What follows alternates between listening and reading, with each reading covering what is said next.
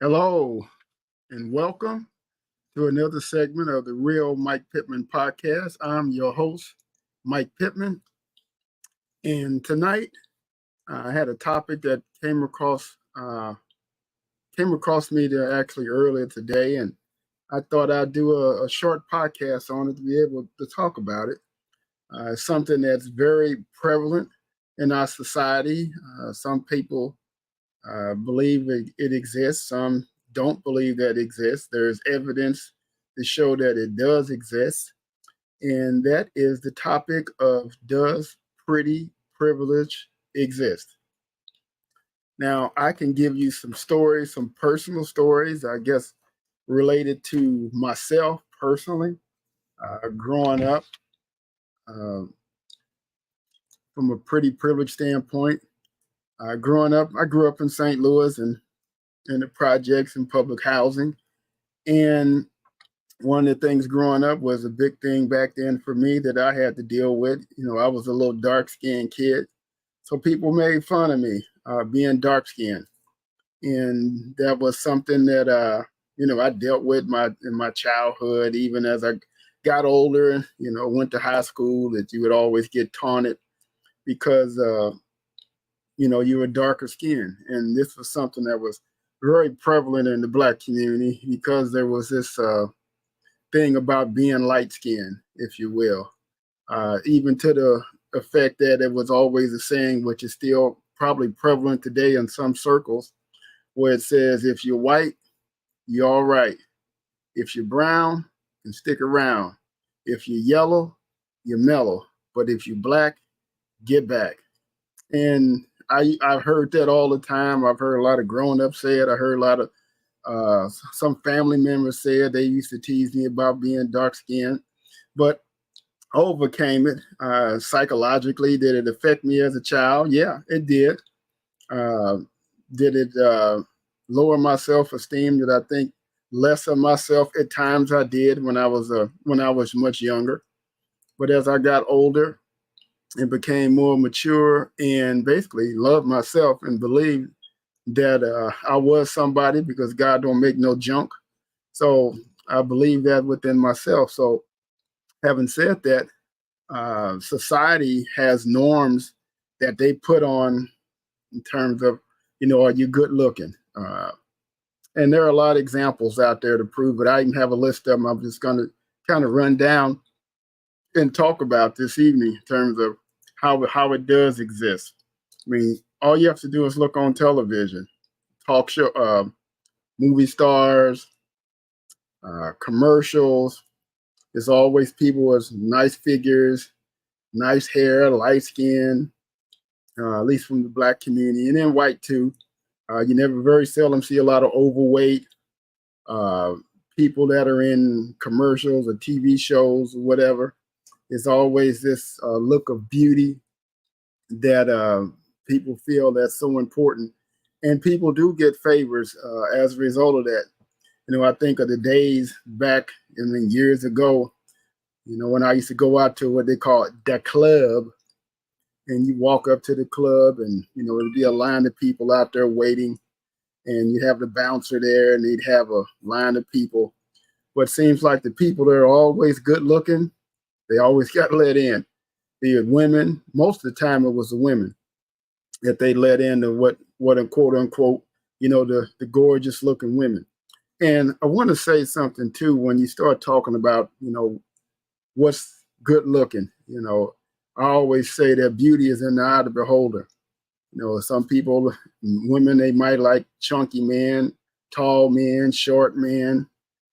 Some men like chunky women, dark-skinned women, women with short hair, women with long hair. So whatever it is, everybody's got their own personal preference as it relates to what they feel is pretty. But how society treats it and how the media treats it and how TV treats it, it's always based on a certain standard. And, when you think about it, how many people, in your job, you see a good looking guy, good looking woman, seems like they get a little preferential treatment. Do they have the nicest office? Do they butter up to the boss? Social interactions is another thing as relates to, pretty privilege. Uh, all the particular sites that are out there now. Uh, even some of the TV shows, reality shows, Desperate Housewives. I never did understand that. Why are you desperate? And you're a housewife. You that desperate, you need to go somewhere else. What makes you a desperate housewife? You desperate for what? But again, some of these catchy slogans and titles, and you look at the women that are on these shows, the Real Housewives of somewhere else, are always, very attractive looking women. So you got another show called, I think it's The Bachelor, and you have all these, a bachelor and a bachelorette. It's always a good looking guy and all these gorgeous looking women, or it's the other way around, a good looking woman and all these gorgeous guys. It's always a certain type. You never see every set guy with big eyes, big lips, big head.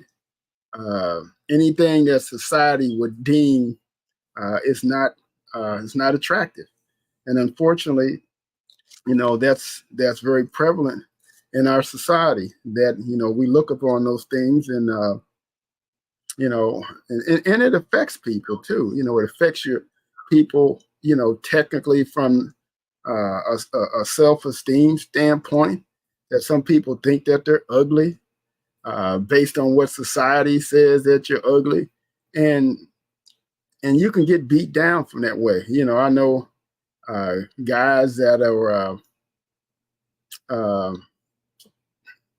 that don't consider themselves to be attractive, because they got some feature that they were made fun of as a kid.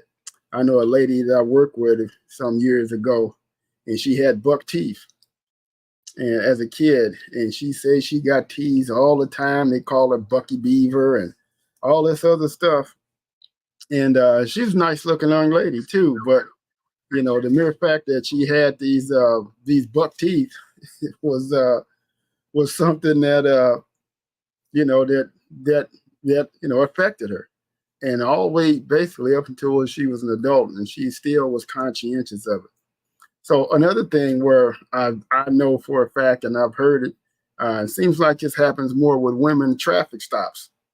If you're a guy and you get pulled over by the cops, it's the guy pull you over, you might be able to talk your way out of a ticket. But if a woman gets pulled over, and you guys can come at me on this if you want to, I'm just stating some facts and some of my opinion. A nice looking woman gets pulled over, she might throw the charm on, try to do little certain things or look a certain way to maybe talk her way out of a ticket. And it does happen. Restaurant service. You go to a restaurant, it's a crowd there. Maybe they're going to give the nice looking people the best seats, or you sit over here. Or we don't want somebody, that looks this way, sitting where everybody can see them at. Folks, these things are prevalent out here in society, and unfortunately, it's not right, but it is what it is. Dating preference, most definitely. Most guys, they want what they call a trophy wife, and they want somebody that looks good on their arm, but what do they have up here in their head? How smart are they? How good of a spouse can they be? How good of a wife can they be? And a lot of those things, unfortunately, get overlooked because there's pretty privilege involved.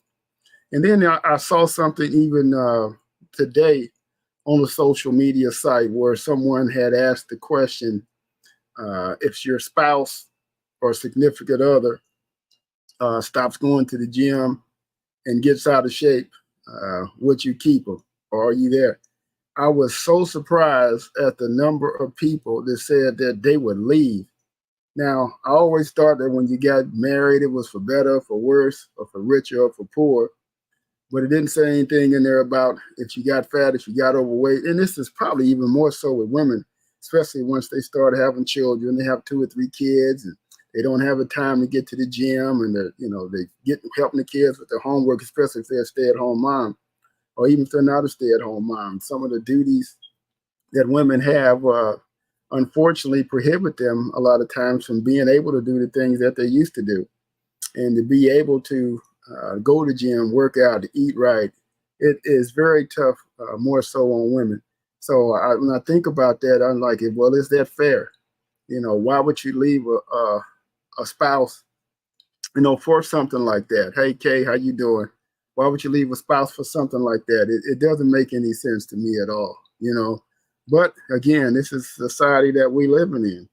Um, we look at even your shopping experiences. Somebody nice looking and go in the store and steal everything. Ugly person going there, or what's perceived to be as ugly, overweight, shifty looking, big eyes, big ears, or whatever, they get watched. I know I used to get watched a lot going into the stores. People think I was going in to shoplift. Did I fit the bill? What did the bill look like? Dark skinned guy with a baseball cap on, some blue jeans. Just a mere fact, because I was dark skinned, am I more prevalent to steal than somebody light skinned, somebody white? Folks, these things are happening in our society, and unfortunately, it's not right and it's not good. I was watching also a lady, I cannot believe what her name is. I think she was from India or somewhere. And she's a psychologist, and she was talking about the same thing about pretty privilege and how it exists in our society, and how we put a lot of emphasis on beauty. You can be gorgeous at 25, and then 55 you might not look the same way. Matter of fact, you're not going to look the same way at 55 when you do 25, unless you're getting tummy tucks, face lifts, booty lifts, new breasts, skin, and whatever. So a lot of that is artificial, and you got to pay for that. So, and it's probably something that's very prevalent in Hollywood. I know it said for a fact that some people I know that are in the acting business, they say when you get to be a certain age, matter of fact, they don't even like to say what their age is, but some actors have told me, because the difficulty in getting roles, unless you're some established person like a Harrison Ford, or somebody that's been around a long time, that's got a name. So, excuse me, in that regard, then, it really doesn't matter. Social media influencers. Most of the time, these individuals are what society says that they're gorgeous, they're good looking, and people follow them a lot of times just because they're good looks. What is the girl that used to be married to Kanye West? What was her name? The Kardashian girl. People say, well, she's gorgeous. Again, beauty's in the eye of the beholder. Does she get a lot of things based on the fact that she's good looking, or what society says is good looking? Probably so. But again, that's our society. What about even salary negotiations? Well, they pay a person that's good looking more than they pay somebody that's not good looking. Folks, their numbers to show that this is the case. And I always got to keep going back into what is considered not good looking. And again, like I said, you might have big feet, you might have wide hips. As a man, you got what they call the dad bod. You got a little boiler on your little gut. Women, you might have a little gut on you. So I know it all is just it doesn't make any sense to me, and that's why I just came on here and I wanted to do a little quick show on something like this. Even travel upgrades. You go somewhere and you're on a plane and there's an extra seat up front, and do they say, oh, I'm going to pick the good looking person and let them, get the other seat, or be able to get an upgrade? Folks, unfortunately, these things are happening all the time. I also know for a fact, people that have been in the real estate market that rent properties and stuff. Somebody comes up to them, they look good, especially women. And I think a lot of times these guys could have ulterior motives as well. Woman comes up, nice looking, dressed or whatever, and they might give them a little bit extra. Oh, okay, well, I might just overlook the fact that you got evicted. And really, that's not being a good business person. When you do something like that, to overlook that, some of the things that you would normally check on because of the fact that that person happens to be good looking. uh, dating preference. That's something that's still prevalent to this day. Uh, I remember years ago when we had published a newspaper, and we did a story, and the story was called Light-Skinned Blacks versus Dark-Skinned Blacks. And that story hit the media whereby I was getting calls from all throughout the country. Matter of fact, even actors that said that they didn't get certain roles because they were dark-skinned. Even the one lady that played in Coming to America, she played the barking dog or whatever. The one that Eddie Murphy was supposed to hire. I remember seeing an interview with her where she said it was a lot of roles that she didn't get in Hollywood because she was dark-skinned. And I think about dark-skinned, she was a nice-looking young lady, but for Hollywood, she was too dark. She wasn't light-skinned enough, so she really wasn't considered, beautiful in some circles. So, but once again, beauty goes back to the eye of the beholder.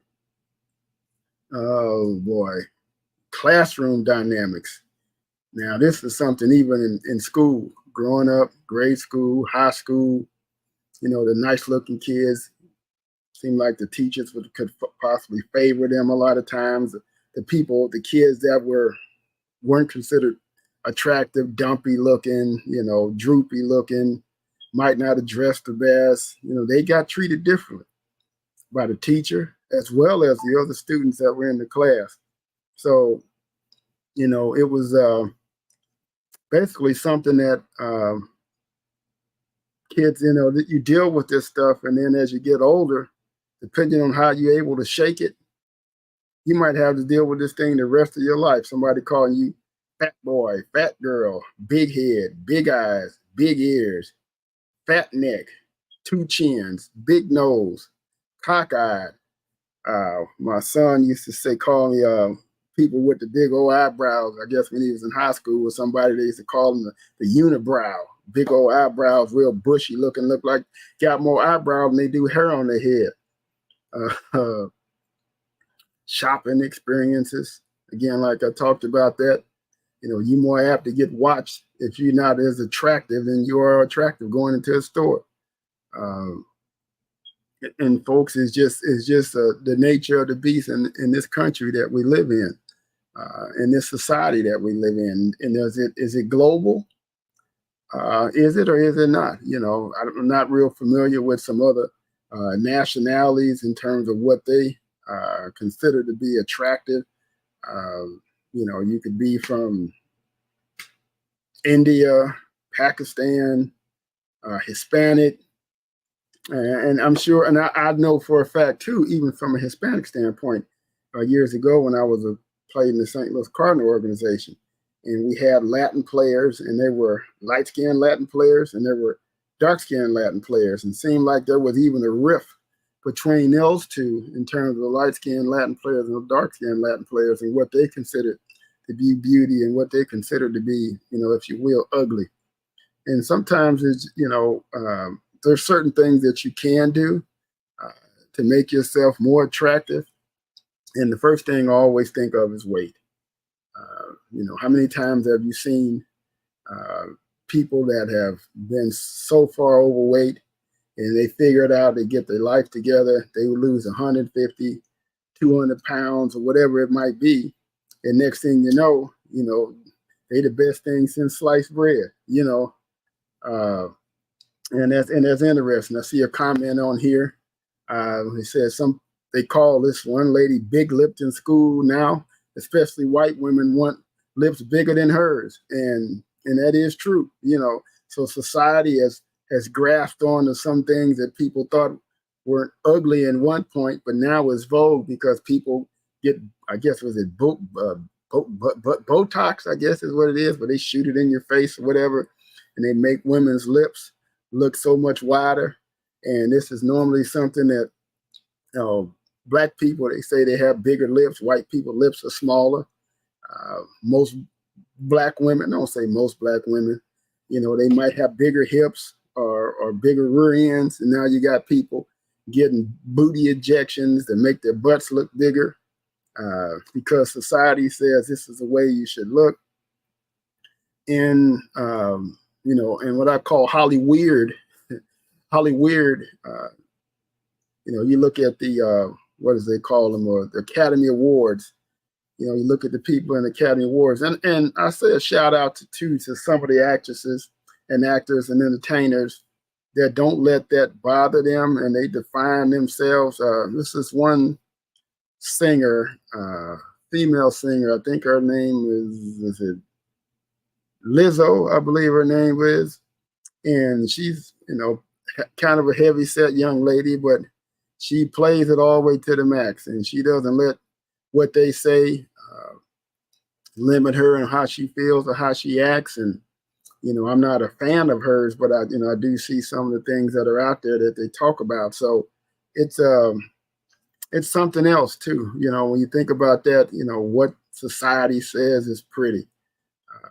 You ugly, you ugly, ugly, ugly, ugly, ugly, ugly.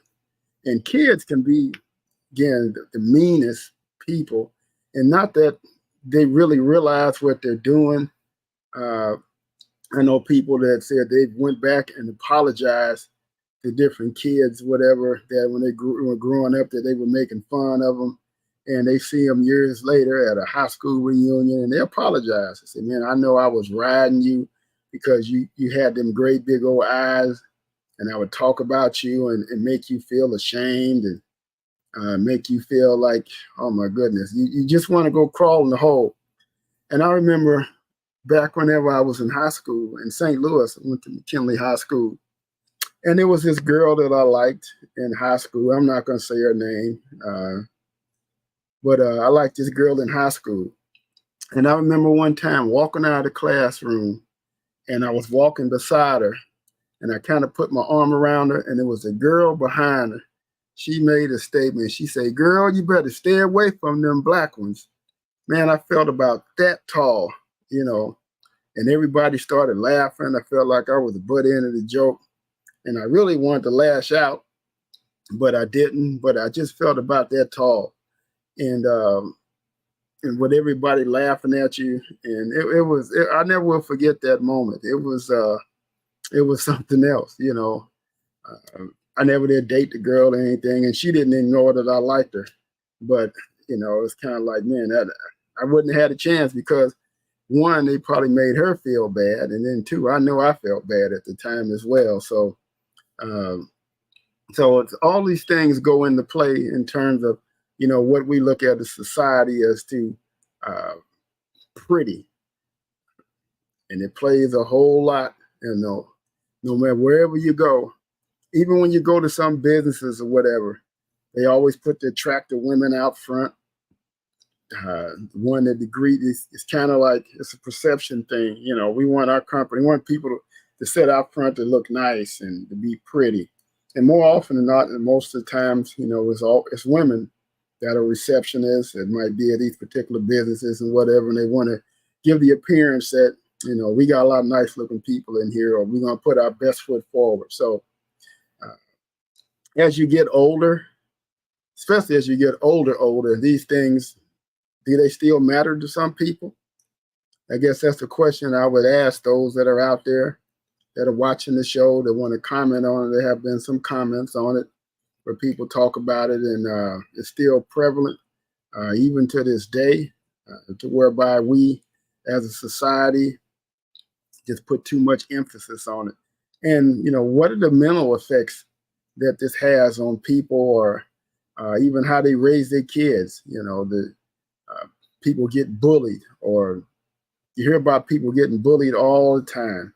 And what does bullying look like? It doesn't necessarily where somebody's putting their hands on you, but it's bullying in terms of, young kids committing suicide because they're getting bullied on social media about the way they look or the way they smell, or, you might be not have a lot of money. I know some kids we grew up with in the projects in St. Louis, and they didn't have a lot of money, but it seemed like they would come to school, they would smell like pee, and people would call them, pee and all sorts of stuff. And I just wonder about some of those people like that, some of the things that they had to go through.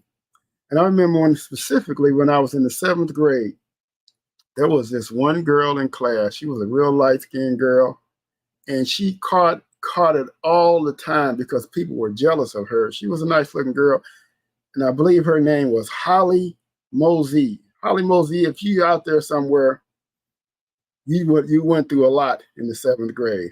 So many girls were jealous of you because you had nice looking, what we call nice hair, and that's another conversation. In the Black communities, what's considered good hair, bad hair, whatever. But she was light skinned, had long hair, had a lot of the features that were white features that we looked at then. But boy, she did have fights. Girls would try to beat her up, and I felt so sorry for her. And I always wondered how she turned out, where she's at these days and what happened to her, because she endured a lot, an awful lot. I see there's a comment on here. Somebody said when they were in high school, they would teased for being black and bald headed, but when they got in college, it was different. They started dating a popular basketball player. He told her that she was a goddess, and she started to believe that. And now when she go back to high school reunions, that action has changed, and that's a good thing. And I think too, those individuals that were made fun of or whatever in high school, and they kind of go back to their reunions with a vengeance, because especially if they're doing good, they're looking good, they turn their life around, they want to pretty much rub it in somebody's face. Especially if you look at the person that used to talk about you, and you look at them and they 400 pounds now, got a cane, bald headed, blind in one eye, and can't see out the other. And so now it's like, I'm going to have the last laugh. So I've seen those situations as well. And I don't want to say it's redemption, but it's kind of a good feeling to know that, hey, I turned out all right. And the same people that were talking about me, look at you now, and you can look at some material things and say, well, I got a nice house, I got a career, and you really didn't do nothing with your life. You might still be in the ghetto, or, got 10 baby mamas, or this, that, or the other, So when we look at that type of stuff, it's always a long game, if you will. Because at some point in time, people get it together. I know a lot of people that were considered not good looking in high school. You look at them today, it's like, man, they turned out okay. They did okay. They turned it around. They got educated. They started taking care of themselves. Women get their nails done. Guys get their hair cut. Guys dressing better. They putting on, cologne or whatever. But it wasn't like that, growing up. And it could have been for a lot of different factors. The economy. You might not have had a lot of money. You could have been poor, low income. But now, it's not that same way anymore. So, when I wanted to talk about this topic, and believe me, I'm not an expert on this topic at all, but I like to sometimes just create dialogue and get people just to talking, because, these are some of the things that affect people, in the long run, and can stay with them their entire life. And at some point, you got to know that, hey, I know I'm good looking. I don't care if don't nobody else tell me. My mom used to tell me, she said when she was little, people used to tell me, she said, you think you good looking? She said, yeah, if I don't think it, ain't nobody else going to think it. And my mom used to tell me that was the way that she used to think whenever she was, very young. So, as I sit here and think about this, and I think about this new generation that we're in with social media and all the different avenues, TikTok, Instagram, Facebook. I know I'm missing some of them out there, so many of them out there. And you got all these influencers on there, and they talking about this, and talking about that in society in terms of, what are people supposed to look like? And it's that era, when you're in your 20s, it's almost like you're invincible. But you know what? If you live long enough, you're going to get old. You might have had that big old afro back in the day, and all of a sudden that hair gone. I heard a guy say one time, he said when he was young, he had hair down to his neck and back. He said now that he's 60 years old, he said he got hair on his neck and back. Now is a little bit different now. So, and how you take care of yourself also too, says a lot in terms about how you look or how you present it, how you presenting yourself to the world for that matter. I know one thing is that in this society, these younger society, in terms of how we judge each other and how we look, and this is something I just can't understand. When I see women come outside the house with pajamas on, as we call them, house shoes, a bag on their head, and going to the store, walking around just like that's normal.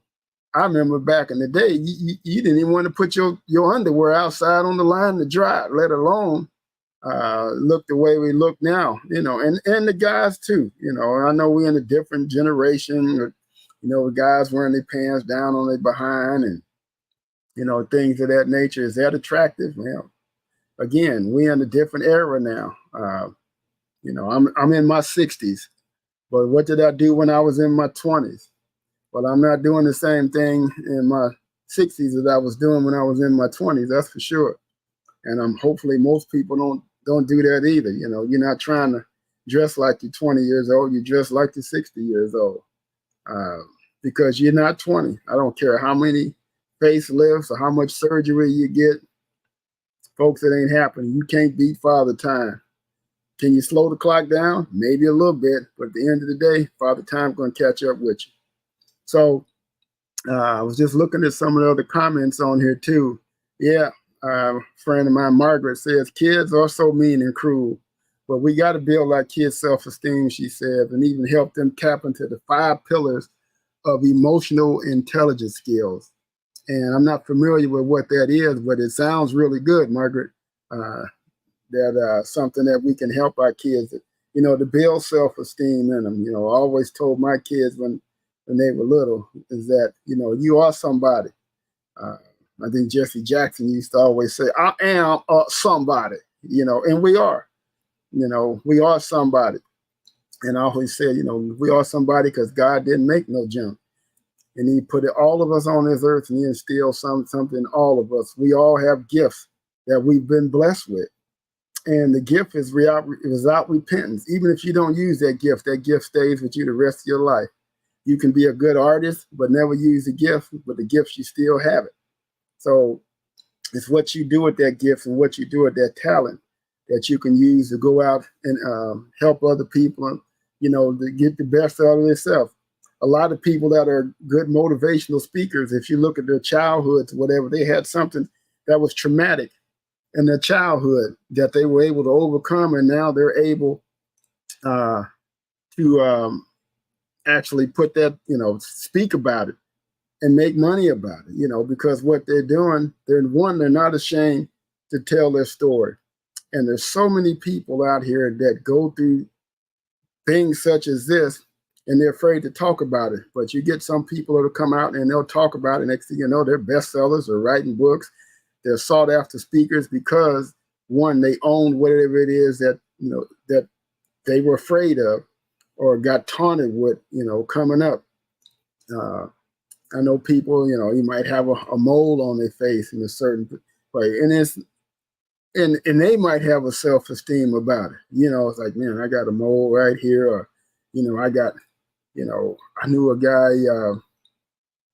we used to grew up there in St. Louis. We used to call him Duck Feet because his feet went like this, and he walked, and that was the nickname everybody gave him. They gave him name was Duck Feet.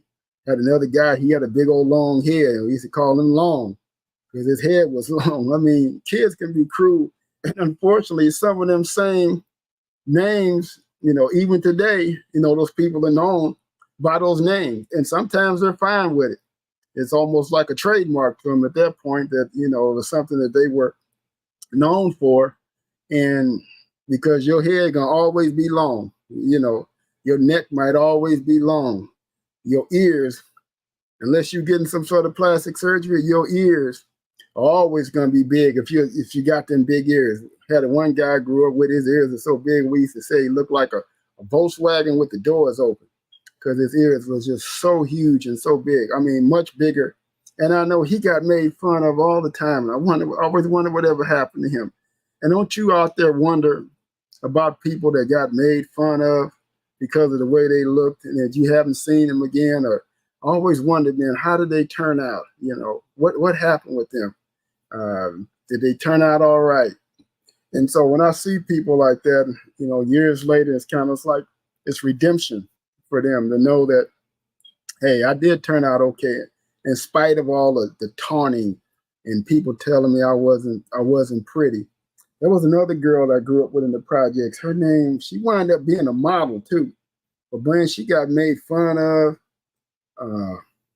can't remember her name, but I do remember she wound up being a model and a nice looking model with that. But growing up, she got called ugly, dark skinned, her hair wasn't long.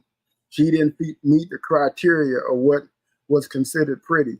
But in the long run, she was the one that came out on top because she figured it out.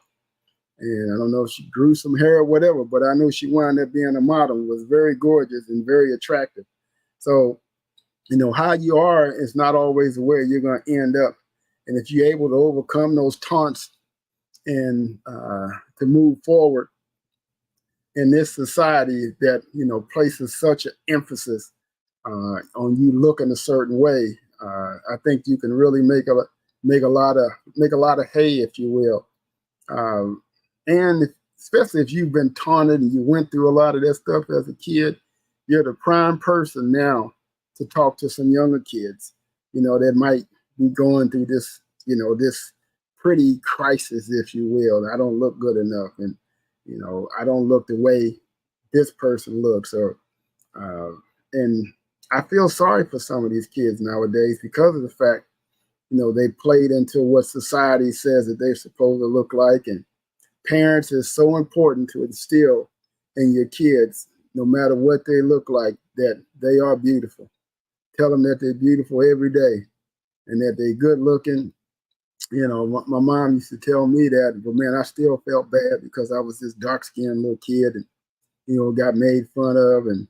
But what it did also too is that I wanted to show them. So I wanted people to look back and say, I'm sorry, God, I made fun of him.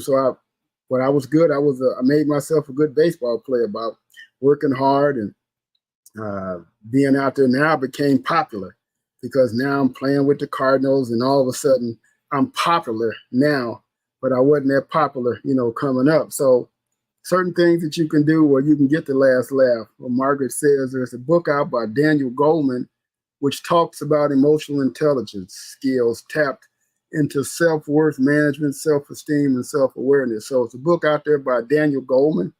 If anybody wants to look that up, that talks about emotional intelligence skills that one of our listeners, Margaret, has put out there for individuals that are interested in knowing about that. So, those that are online, I appreciate the questions that you have about this, and you probably have some of your own personal experiences about this because it's and like Karen says, to tell your children you love them daily. That is so important because now if they don't feel that love at home and they're not getting no love on the streets, the next thing you know, they're gonna go out and find it somewhere. And then sometimes I think about how different people were raised, and you see a woman that she'll go out and get a no good dude and then go get another no good dude and then go get another no good dude.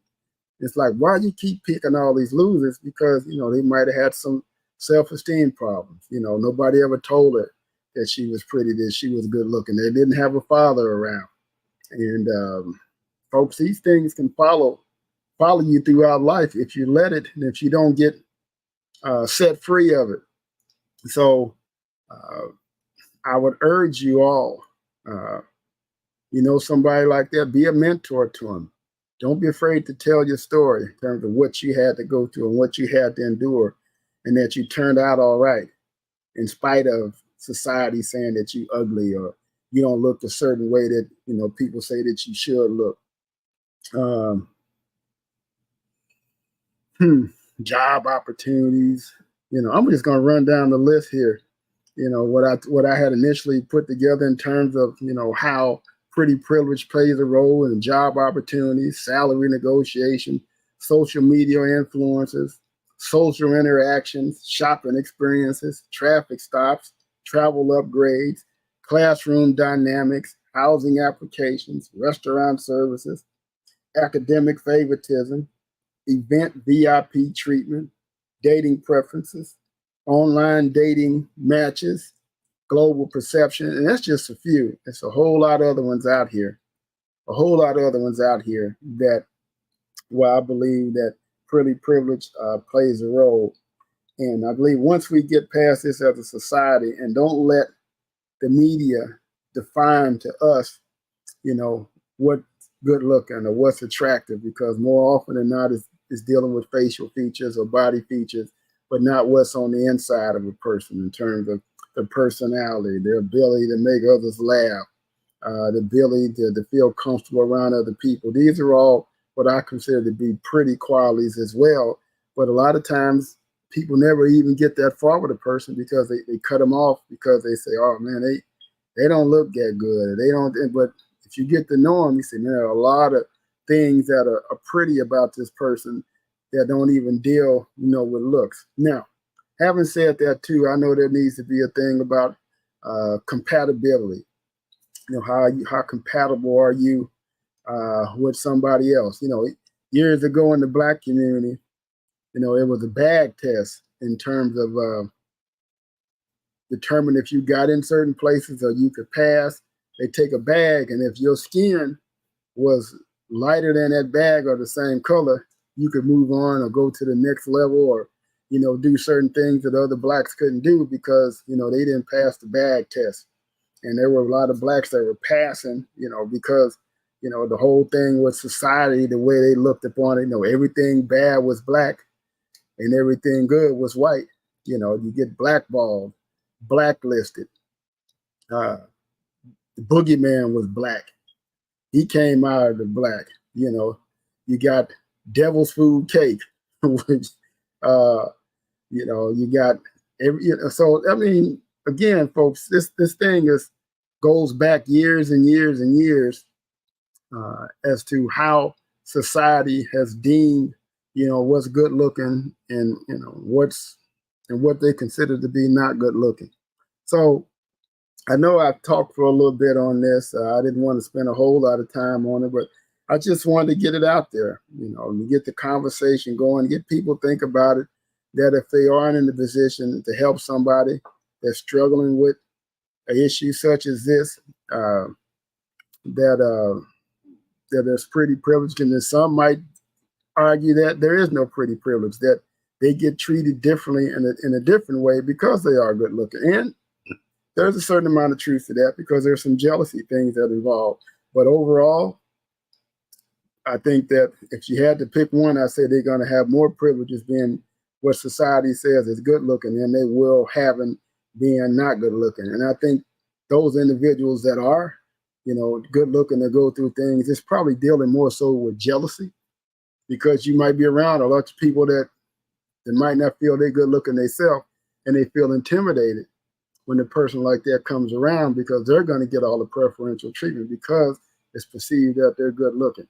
And they're not going to get whatever they should have gotten because, the good-looking people show up. So anybody else out there got any other questions about this, feel free to visit my YouTube page at The Real Mike Pittman, YouTube at The Real Mike Pittman, or go to our website at therealmikepittman.com and comment on it. I like to talk about things that are prevalent, that are one that's going to make you a better person, that's going to move you up the ladder and help you deal with some things that are out there. There's so many avenues you can go, but I try to stay away from, I won't say controversial topics, but topics that don't move the needle for us as people, Black people in general. When I look at that whole thing with the comedian that was on the podcast, and the fact that they got 77 million people viewed this show because, he was talking about, other comedians and whatnot. Is that something that can help move us forward? as people, what this person thought about that person, but we tend to go towards things like that. That's why newspapers like the National Enquirer or these gossip shows, and they do so good because we want the sensationalism. We want to hear about the gotchas, what somebody did wrong. It's just a society that we're living in.